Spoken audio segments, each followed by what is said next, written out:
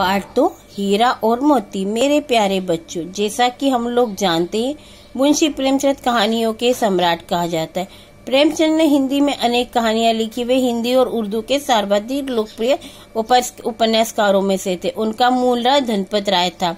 उन्होंने अनेक उपन्यासों की रचना की, जैसे ईदगाह, पंच परमेश्वर, परीक्षा आदि।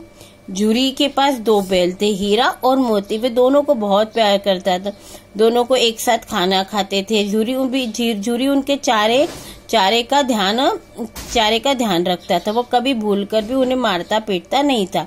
पशु जो होता है वो प्यार का भूखा होता है। वे भी झूरी को बहुत चाहते थे। झूरी की पत्नी का भाई एक दिन गया उनके पास आया और बोला कि मेरे को आपके ये बैल चाहिए, तो उन्होंने दे दिए। रास्ते में गया को उन्होंने बहुत तंग किया।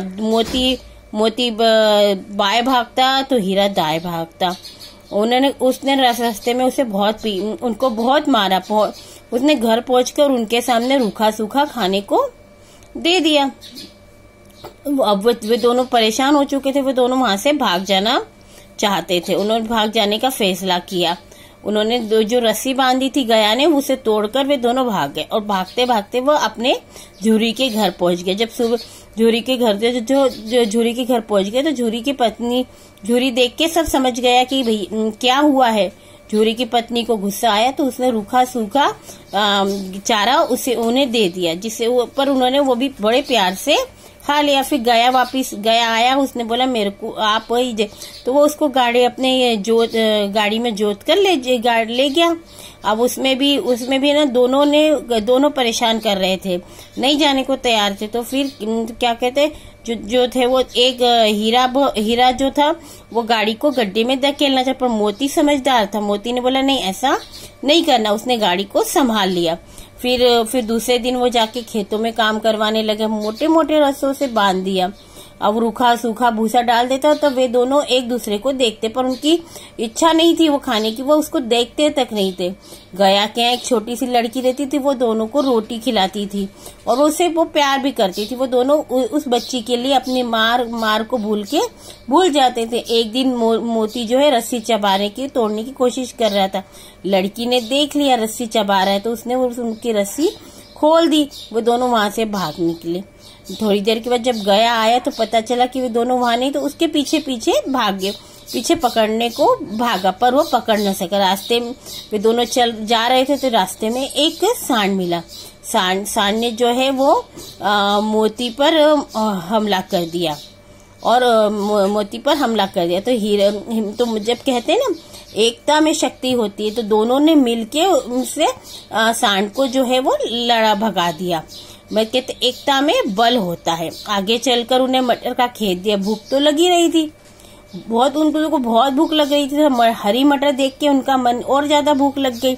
अभी उन्होंने जो है मटर खाना चालू ही किया था कि खेत के रखवालों ने उन्हें देख लिया और पकड़कर काजी हाउस में बंद कर दिया। हीरा और मोती ने देखा कि काजी हाउस में हमारी तरह बहुत सारे जानवर है, जैसे घोड़ा, गधे, बकरी सभी थे, पर वे सारे बहुत दुबले पतले हो चुके थे। न उनको वहां पे खाना था, न पानी पीने को था, कुछ भी नहीं था। अब हीरा और मोती ने सोचा क्यों ना इनकी जान बचाई जाए। जो मोती था उसने अपने सींगों से वो दीवार जो है वो तोड़ दी और सभी जानवरों को एक एक करके वहां से भगा दिया। और हीरा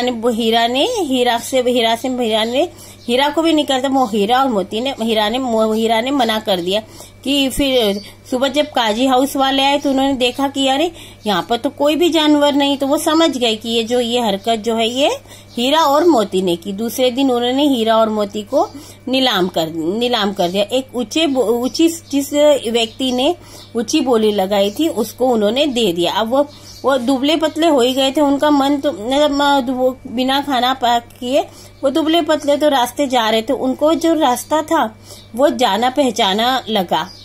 दोनों बैलों को जो रास्ता था वो बिल्कुल ऐसा जाना पहचाना लगा कि ये रास्ता अपना। तो फिर एकदम उनको ध्यान आ गया, अरे ये तो झूरी के घर जाता। उन्होंने देखा और फटाक से वहां से दौड़ लगा दी।